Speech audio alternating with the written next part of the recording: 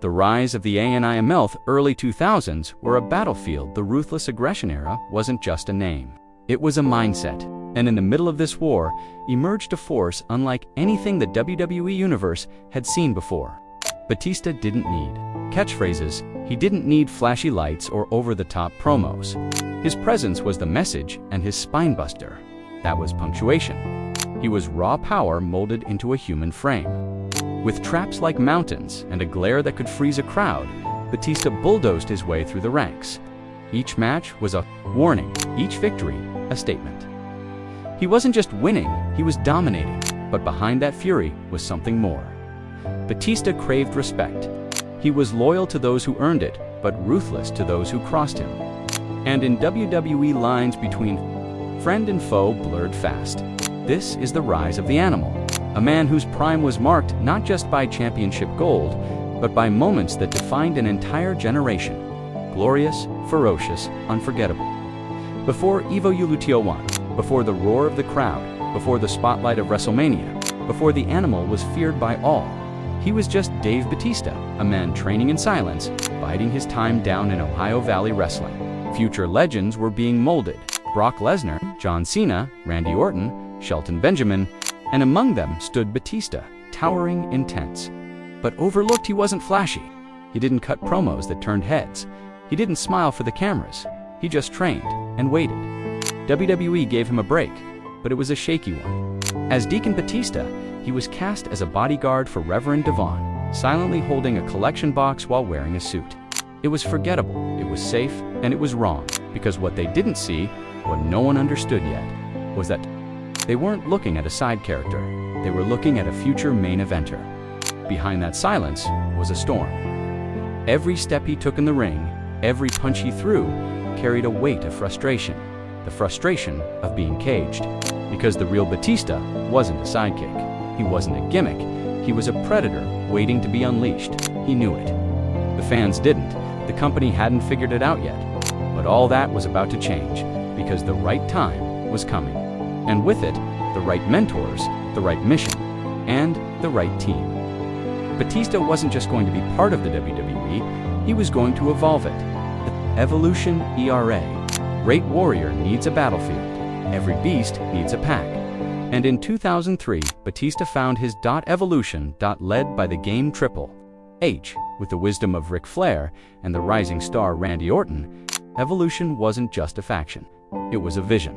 A machine crafted to represent every generation of WWE. Flair was the past, Triple H was the present, and Orton and Batista were the future. While Orton soaked in the spotlight as the chosen one, Batista remained in the shadows, the muscle of the group. The silent enforcer, the one who didn't speak much, but spoke volumes with every spinebuster, every stare, every presence at ringside. He wasn't the loudest, but he was the most dangerous. Week after week, Batista stood behind Triple H, observing, calculating. He watched how the game was played, how titles were taken, how power was controlled, and above all, how patience could be a weapon. Because Evolution wasn't just training him to fight, they were teaching him to rule. And as the months passed, the silent storm within Batista began to stir. The animal was learning, he was growing, and he was waiting. Because deep down, Batista knew something the others didn't. He wasn't just meant to follow, he wasn't born to be backup, he was born to lead. And when his time finally came, he didn't whisper his arrival, he didn't knock on the door, he kicked it down. The cage shattered, and the animal was unleashed. Royal Rumble, and betrayal to 005, a year that would redefine careers and shake the very foundation of WWE. The Royal Rumble match. A battlefield where 30 men fought for immortality came down to a single unforgettable moment. Two rising stars, two futures hanging in the balance. And when the dust settled, it was Batista who stood tall. But this wasn't just a win, it was a declaration. The animal hadn't just earned a WrestleMania main event, he had arrived as a force that no one, not even Evolution, could control anymore. The fans didn't cheer him out of loyalty. They roared because they believed. While WWE had been grooming Randy Orton as the next face of the company, the audience chose differently. They saw something in Batista: raw intensity, grit, and a presence that couldn't be denied. And then came the moment that defined an entire generation. Batista stood between two choices, SmackDown or Raw. Triple H, smug and confident, believed his control over Batista was absolute. With Ric Flair by his side, he laughed, nodded, and gave the signal thumbs up. But Batista didn't nod back. He turned, he stared, and slowly, deliberately, raised his own hand. And then, the thumbs came down. In 1 second, silence turned to chaos. Triple H's smirk vanished. Batista grabbed the contract, and then grabbed his destiny, with a thunderous powerbomb through the table. He broke away from Evolution, not just physically, symbolically. The enforcer had turned on his leader. The follower had become the threat. That night, Batista didn't just betray Evolution. He evolved beyond it. The animal was no longer chained, no longer waiting. He was ruthless. He was focused, he was unstoppable, and WrestleMania was waiting. World Champion, Batista WrestleMania 21, Los Angeles, a night built for legends, and the birth of new ones. In the main event, it wasn't just a match, it was a reckoning. Batista versus Triple H. The enforcer versus the mastermind, the student versus the teacher. Evolution had once stood as a symbol of unity, but on that night, it was war. Triple H walked in with swagger and history. Batista walked in with fire and destiny. And when the bell rang, it was clear this wasn't the same Batista who used to stand in the shadows. This Batista didn't. Follow, he led. The match was brutal, gritty, symbolic. Each spinebuster screamed rebellion. Each slam was a message. The animal has taken over. And when Batista delivered the final Batista bomb, the torch wasn't just passed, it was ripped away. 1, 2, 3. And just like that, the student crushed the master. Batista was no longer the bodyguard.